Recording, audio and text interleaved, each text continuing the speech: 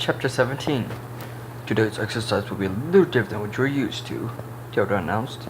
Spyro and Cinder stood beside each other in the training yard. Spyro puffed his chest out proudly as Cinder nuzzled him lovingly under his chin. Across the courtyard, Flame stood next to Ember. Ember looked away and she saw Cinder nuzzle Spyro. Today, we will begin working in teams, Theodore continued. The matches will be aerial battles. The winners decide when the other combatant hits the ground. The match will be one-on-one. In order for your other teammate to substitute it, you must take their head first. The match is over with both dragons on one team are knocked out the ring. Sounds good to me, Flame nodded with an eager smile.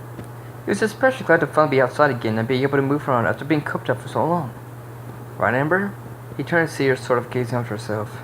Yeah, sure, Amber muttered, barely touched her head at him. Flame was a little taken back by her reaction, but let it go. Flame stepped up to fight first. Much to his surprise, Cinder stepped in the ring.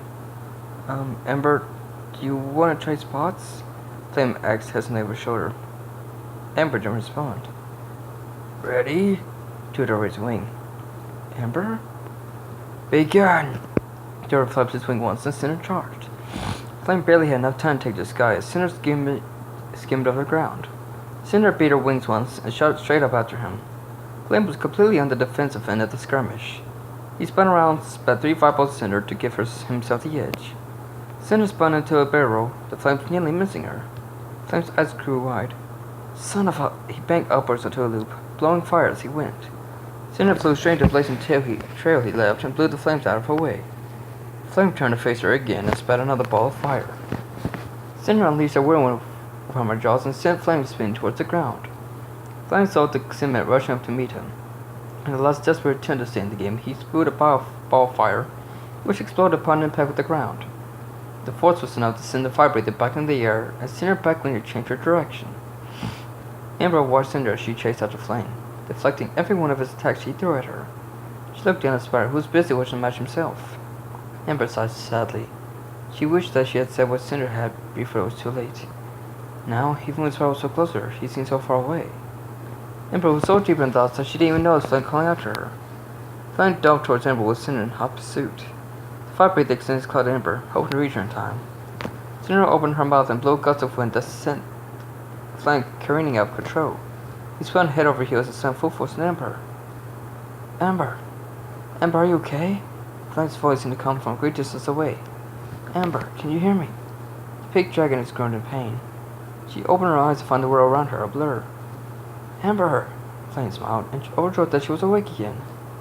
Ember moaned. I think she's a little dazed, Flame reported to Theodore. Well, that goes without saying, Ember stated. Can you move? Ember only mumbled gibberish. I think she's too out of it. Flame shook his head. He hated seeing her hurt. Maybe I should take her back to her room. Agreed. Theodore nodded. Training is dismissed for the afternoon. With that, he flew back towards the temple. Do you need help taking her up? Cinder asked. She genuinely felt giddy about enjoying a fellow dragoness. No, I can take her myself, Flame insisted. Carrying her shouldn't be too hard. 20 minutes later, Flame cursed himself for saying that. He struggled up the dozens of flights, while carrying Amber on his back the whole way. The dragons remained conscious, but didn't say a word. Finally, Flame arrived at her chamber and did his best to set her down gently by the fireplace. He then went about rearranging pillows to try and make her more uncomfortable. When he had organized them to his liking, he lifted the Ember up again and sent her back down on top of the cushions. Flame collapsed onto the floor. He was exhausted. After getting his tail spanked by Cinder, crushed head on into his teammate, and then carrying her up so many levels the room had left him drained.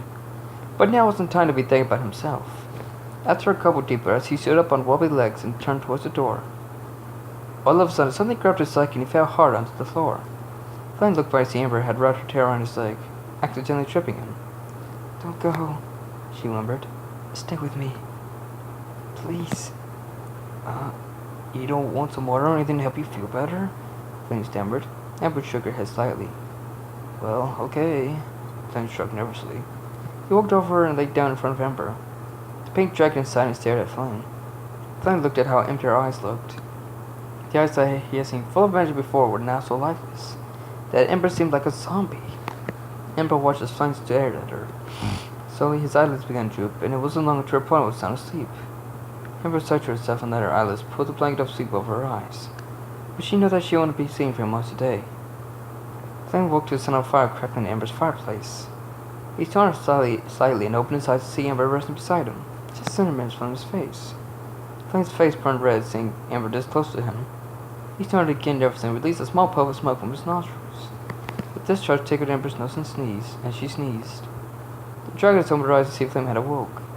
Flame lifted his head and realized they had been drilling in his sleep again. I'm sorry, he stammered. I didn't mean to wake you.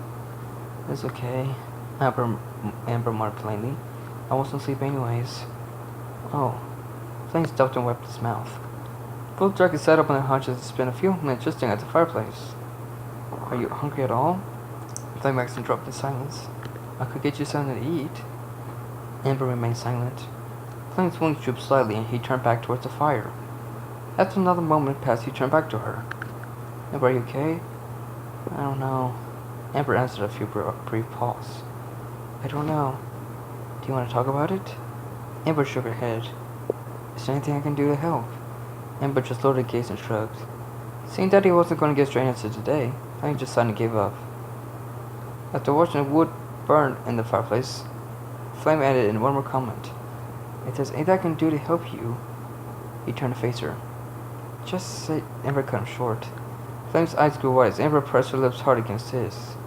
Tears streamed down her cheeks, but she didn't utter a sound. Flame was battered for a moment, but settled down and kissed her back. Flame felt his heart leap for joy, but never felt tears were sinking lower and lower.